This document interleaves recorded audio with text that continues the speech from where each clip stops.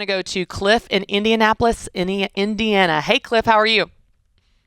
I'm good. Happy Friday. Happy Friday, Cliff. What's going on? How can George and I help?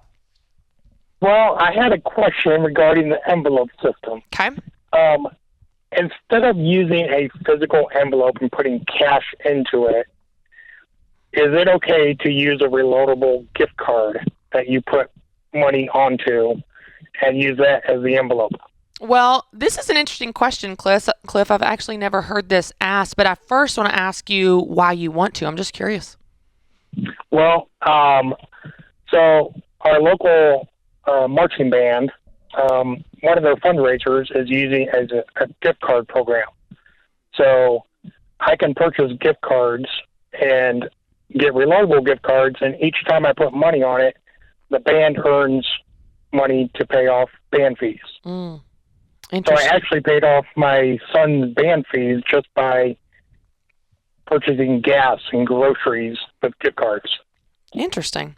Well, let me tell you some information about gift cards, and then I'm going to let George jump in on this one, okay? Because this is interesting. This is a little different, a little weird, which is why I like it, Cliff. We like weird, especially on Fridays. I like weird questions. I do. Okay, first thing you need to know. When you use a card, credit card, debit card, gift card, any kind of card, your brain does not register that as any type of significant pain, sacrifice, loss, okay? Research shows this. When you use cash and you actually hand over dollar bills, your brain, research shows that through MRI imaging, your brain registers that as physical pain. We want you to feel a little pain when you let go of your money because we want you to know that it's happening. It's the exact opposite effect of when you, I was teaching Dave about this a couple weeks ago, George and Cliff, about add to cart. Sometimes you just add things to cart because it feels good. You don't really feel the pain of that. When you hit submit order, or you swipe a card, you don't feel it, which becomes a problem in spending because you spend more than you realize. So that's one thing you need to know about swiping a card. You're not going to feel that transaction as much emotionally as we want you to, and you might be tempted to spend more. The second thing you need to know about gift cards is 50% of them are never used. 50% of gift cards are never cashed in. So companies love selling gift cards because they have a massive profit margin on them. People lose them. And you've probably done it, Cliff. I've done it. I'm guilty of it. I've got gift cards in my desk at home right now that I haven't used. So I camp our answer in that information. And this is kind of like what we were talking about earlier, George, where we were talking about you're not going to get rich off credit card points. Oh, cash back. We're not in this to play the game, Cliff. So what I would recommend, here's what I would recommend. With that in mind about we spend more when we swipe a card, we don't use gift cards and we lose them and we forget their actual real money with a value.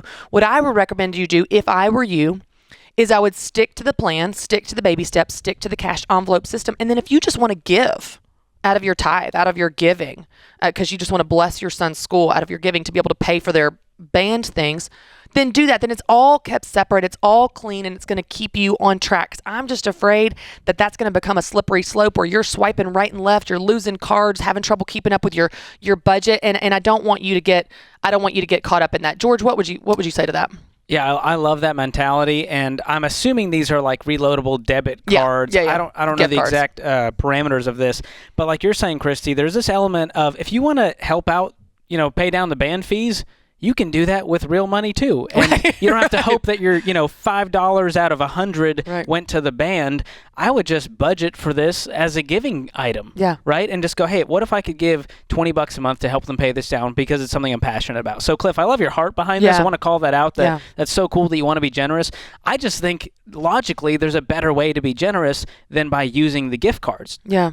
So, you can use a debit card, you can do the cash envelope system. Whatever you're going to do is going to be best for you. So choose the one that's actually going to work, that you stick to, and then make this a part of your giving as part of a line item so that you can help the band out. Let's talk about this, though, really quickly, George, because I think this brings up an interesting point that's actually bigger than gift cards. And it kind of ties back to what we were saying at the beginning of the hour of this idea of credit card rewards. When we get distracted on our path to managing our money, on our path to building wealth, when we get distracted by the games being credit card rewards, gift cards, incentives, if you buy a pair of shoes, someone else gets a pair of shoes, all that's good and fine and well.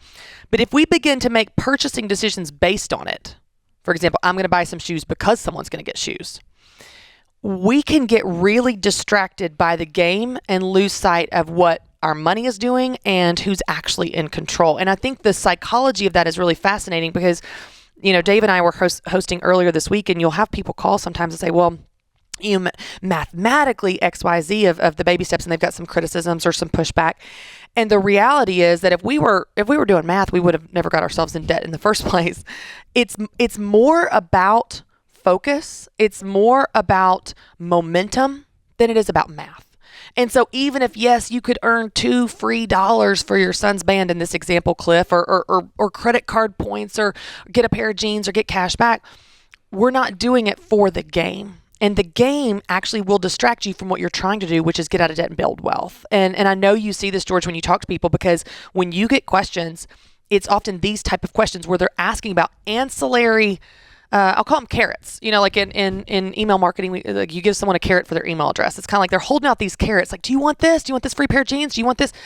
And when we get distracted by the carrots, when we get distracted by these, incentives, we lose track of what we're trying to do, and we can actually make bad decisions a little at a time and not realize it. Oh, yeah. And when you're talking about, the school making this whole thing happen, of course they're going to say, hey, get gift cards, because then it makes it about you. Right. Instead of about, hey, we need money to pay down the band fees, right? And they're holding out the offering. It feels a little bit different when it says, hey, buy some gift cards and you'll help us out at the same time. Right. And so it kind of makes you feel like, wow, I can help out, and I can kind of get what I want too, right? Right. Oh, I've done that before. When there's a buy one get one, you go, well, I'm really getting it for a gift for a friend, but hey, I get something out of this too. Right. So this gamification is all over the place. We're seeing it with cryptocurrency. We're seeing it with credit card rewards. We're seeing it with everything out there, because there is a psychology to it where you say, Christy, but you don't understand, I can beat the game. And that's exactly what they want you to think, right? Right. Like, perfect. They're going to play this game for the rest of their life and think they're winning. Right. And the interesting thing is, let's look at the fruit of that, because you are in debt, barely getting by on your bills,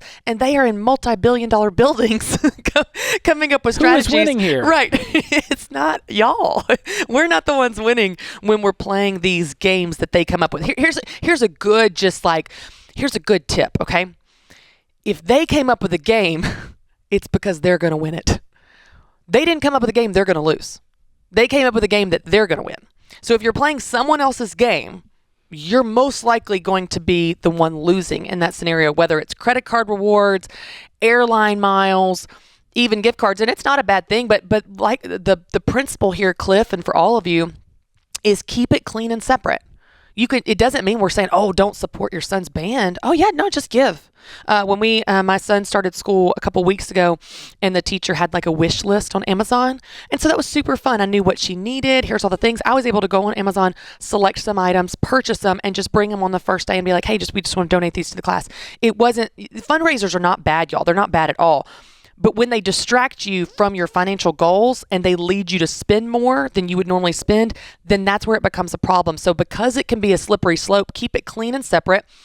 Give and be generous. We always teach you guys to give and be generous. And you can do that whether it's through your school, through your church, whatever you want to do. But that's going to keep you focused on your financial goals. And then you've got a line item for giving, and you've got a line item for groceries, and you've got a line item for everything else. And it's going to keep you on track, which is what you need when you've got the whole world pulling at you, telling you to, buy this and do this. No. We're going to stay focused on the goal, get out of debt and build wealth. And the best way to do that is with the baby steps and the cash system. It's a great question, Cliff. Thank you for calling.